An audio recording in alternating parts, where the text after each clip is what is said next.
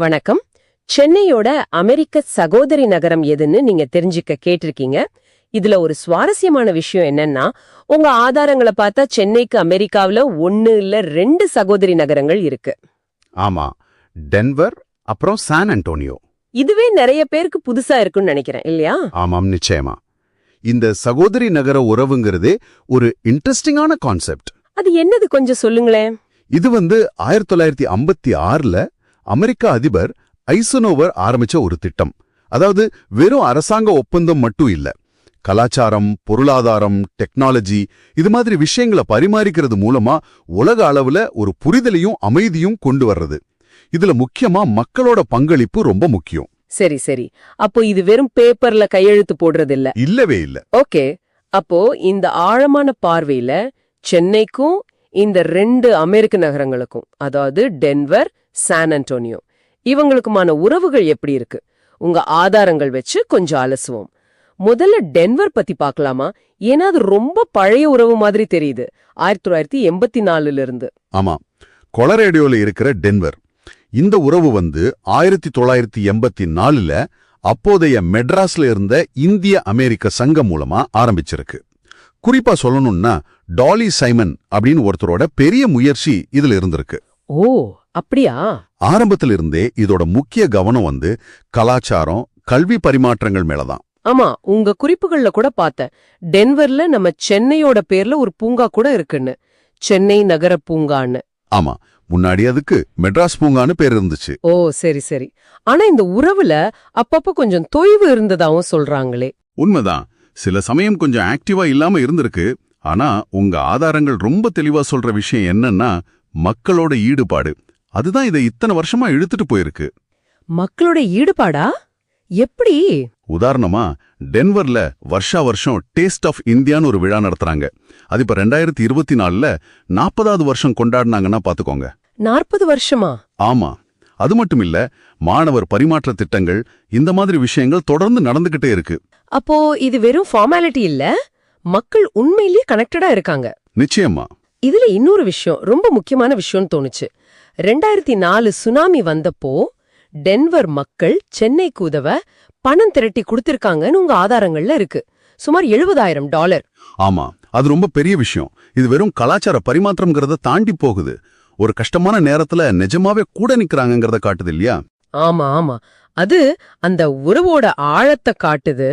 சரி, அப்போ டென்வர் உறவுங்கிறது பெரும்பாலும் கலாச்சாரம், மக்கள் தொடர்பு, ஒரு நீண்டகால பிணைப்பு அப்படின்னு புரிஞ்சுக்கலாம்.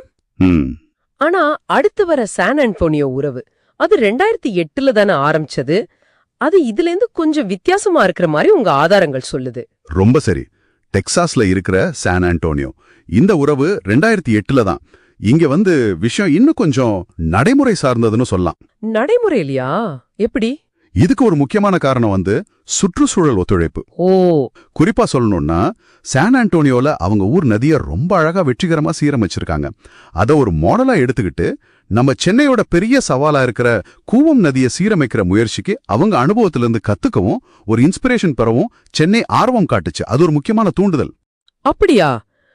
கூவம் நதி சீரமைப்பு, இது ரொம்ப வருஷமா பேசப்படுற ஒரு விஷயம்.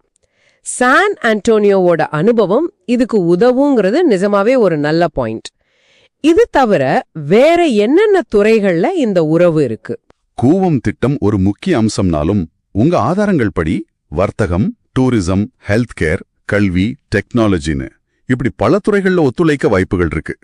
இதுல இன்னொரு இன்ட்ரெஸ்டிங்கான விஷயம், 2 நகரங்களுமே யுனெஸ்கோவோட கிரியேட்டிவ் சிட்டிஸ் நெட்வொர்க்ல மெம்பர்ஸ். ஓஹோ. ஆமா, சென்னை இசைக்காகவும் சான் அன்டோனியோ உணவு கலைக்காகவும் இதுல அங்கீகரிக்கப்பட்டிருக்காங்க. இதுவும் ஒரு இணைப்பு புள்ளிதான். அப்போ இந்த சான் அன்டோனியோ உறவு ரொம்ப ஆக்டிவா இருக்கிற மாதிரி தெரியுதே. டென்வர் மாதிரி இதுலயும் உதவிகள் ஏதாவது நடந்திருக்கா? ஆமா, நடந்திருக்கு. உங்க ஆதாரங்கள் அதையும் சொல்லுது. உதாரணமா 2021ல கோவிட் டைம்ல நிவாரணப் பணிகளுக்காக சான் அன்டோனியோ $10,000 டொனேட் பண்ணிருக்காங்க. சரி.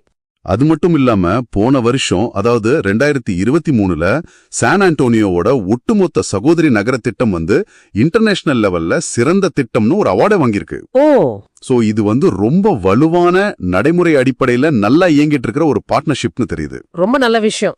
சரி, இப்போ இந்த 2 நகரங்களை பத்தி பாத்துட்டோம். நீங்க சகோதரி மாநிலம் பத்தியும் கேட்டிருந்தீங்க. ஆனா உங்க குறிப்புகள்ல பார்த்தா தமிழ்நாட்டுக்குன்னு அமெரிக்காவுல முறையான சகோதரி மாநிலம் உறவு எதுவும் இருக்கா? இல்ல. அப்படி ஒரு ஃபார்மலான ஸ்டேட் லெவல் ரிலேஷன்ஷிப் இருக்கிறதா உங்க ஆதாரங்கள்ல எந்த தகவலும் இல்ல. சில சமயம் குஜராத், கலிபோர்னியா மாதிரி மாநிலங்களுக்கு இடையில உறவுகள் இருக்கு. ஆனா தமிழ்நாட்டுக்கு அந்த மாதிரி இல்ல. அப்போ சில யுனிவர்சிட்டி பார்ட்னர்ஷிப் ரிசர்ச்ல நடக்குமே? ஆமா, அது வேற. யூனிவர்சிட்டி அளவுல இல்ல ரிசர்ச் இன்ஸ்டிடியூட் அளவுல ஒப்பந்தங்கள் இருக்கலாம். ஆனா அது முறையான சகோதரி மாநில உறவுங்கிற கேட்டகரியில வராது. சரி, புரிஞ்சது. அப்போ இந்த முழு ஆழமான பார்வையிலிருந்து நாம என்ன எடுத்துக்கலாம்? சென்னைக்கு அமெரிக்கால 2 சிஸ்டர் சிட்டிஸ் இருக்கு. ஆமா, 2மே தனித்துவமா இயங்குது. ஒன்னு டென்வர், ரொம்ப வருஷமா இருக்கிற உறவு, கலாச்சாரம், மக்கள் தொடர்பை மையமா வச்சிருக்கு. கரெக்ட். இன்னொன்னு சான் அன்டோனியோ. இது கொஞ்சம் புதுசு. ஆனா கூவம் நதி சீரமைப்பு மாதிரி நடைமுறை பிரச்சனைகளுக்கு தீர்வு காண முயற்சி பண்றது, பரந்த அளவுல பல துறைகள்ல ஒத்துழைக்கிறதுன்னு ரொம்ப ஆக்டிவா இருக்கு. இதுல முக்கியமா தெரியறது என்னன்னா, இது 2மே வெறும் அரசாங்க ஒப்பந்தமா இல்லாம ஆமா, மக்களோட ஈடுபாடு, நிஜமான தேவைகளால இயங்குது இல்லையா? நிச்சயமா. அதுதான் இந்த நகரங்களுக்கு இடையிலான உலகளாவிய இணைப்புகளோட பலமே.